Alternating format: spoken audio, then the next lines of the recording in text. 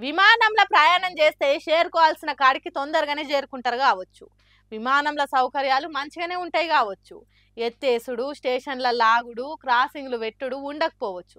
కానీ విమానం ప్రయాణం ఎంత మంచిగా ఉంటుందో అంతే ప్రమాదం కూడా ఉంటుంది. గుజరాత్ రాష్ట్రం అహ్మదాబాద్లో ఎయిర్ ఇండియా విమానం కూలి ఎంత ఘోరం జరిగిందో చూడు.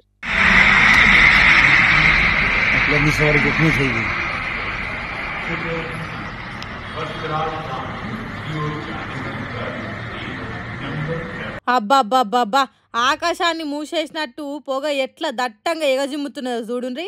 ఎయిర్ ఇండియా విమానంలో ఏం ఇబ్బంది కలిగిందో ఏం పాడో గానీ అహ్మదాబాద్ సర్దార్ వల్లభాయ్ పటేల్ ఇంటర్నేషనల్ ఎయిర్పోర్ట్ నుంచి లండన్ పోవాల్సిన విమానము కొంత ఎత్తుకు ఎగిరి ఇగో గిట్ల కుప్పగూలింది.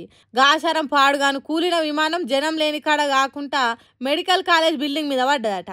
అంటే విమానంలో ఉన్నోళ్ళే కాదు, కాలేజీలో చదివేటోళ్ళు కూడా ఆగమైనరట. ఇప్పటి వరకు 100 మందికి మీదనే ఎక్కువ ప్రాణాలు గాల్లో కలిసినాయి. అంటే చూడుండ్రి ఎంత ఘోరమైన ప్రమాదం జరిగిందో. ఈ విమానం కూలిన ప్రమాదంలో గుజరాత్ మాజీ ముఖ్యమంత్రి విజయ్ రూపానీ కూడా ఉన్నాడట. పాపం ఆ సార్ కూడా జీవిడిచిండంటే కడమోళ్ళ పరిస్థితి ఎట్లున్నదో అర్థం చేసుకుండ్రి. బస్సు కారు యాక్సిడెంట్లే భయం కలిగేటట్టుంటే విమాన ప్రమాదాలు ఒళ్ళు గగ్గులు ఒడుస్తుంది. 242 మంది ప్రయాణించే విమానం కూలుడంటే ఒక్కరు కూడా ప్రాణాల మీద ఆశ పెట్టుకొని ముచ్చట అన్నట్టు. అంత ఎత్తు నుంచి పడితే ఎవరికన్నా నష్టం తక్కువనే ఉండొచ్చు కానీ కాలేజీ బిల్డింగ్ కు గుద్దుకొని పెద్ద బాంబు వేలినట్టు మాటలు వచ్చినాయి. డాక్టర్లు, ఫైర్ ఇంజన్ వాళ్ళు, ఎమర్జెన్సీలు, అంబులెన్స్లు ఎంబటే చేరుకున్నాయి. కానీ అప్పటికే జరగాల్సిన నష్టం జరిగిపోయింది. విమానం గుద్దినందుకు మెడికల్ కాలేజ్లో చదువుతున్న పిల్లలకు 20 మందికి ఎక్కువనే ప్రాణాలు ఇచ్చిండ్రని అంటుర్రు. ముందు ముందు ఇంకెంతమంది ఆగమవుతారో ఏం పాడో.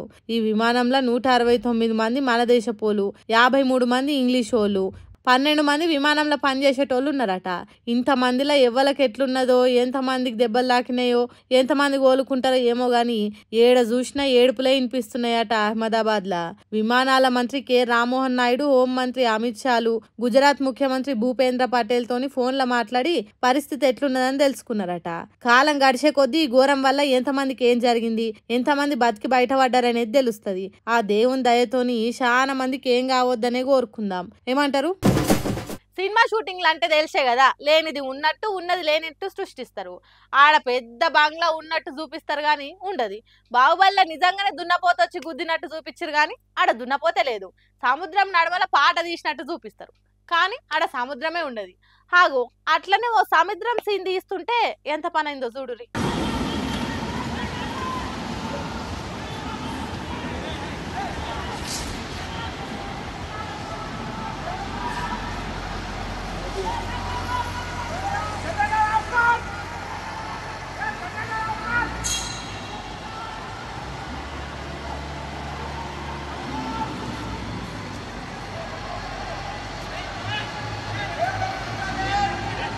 ఓయమ్మనే ఏందిదంతా, నీళ్లు మొత్తం పొంగి వర్లుతున్నాయి కదా.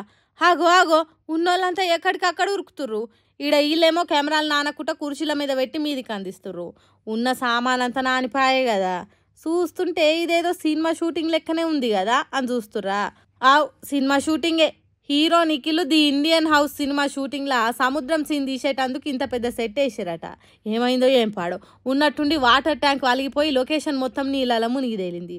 అసిస్టెంట్ కెమెరామ్యాన్కు ఇంకొంతమందికి కూడా జర దెబ్బలు తాకినాయట. ఎంబటే ఇక షూట్ ఆపేసి ఎక్కడ సాదిరి పెట్టిరట. కథ చూస్తుంటే నష్టం గట్టిగానే వచ్చినట్టు కొడుతుంది. ఎందుకంటే కెమెరాలు, లైట్లు, ఆ లొకేషన్, సామాను అన్నీ ఎక్కువ ధరయే ఉంటాయి. అన్ని దడిచిపోవచ్చు. మరి ఎంత దాకా లాస్ వస్తుందో ఏం పాడు.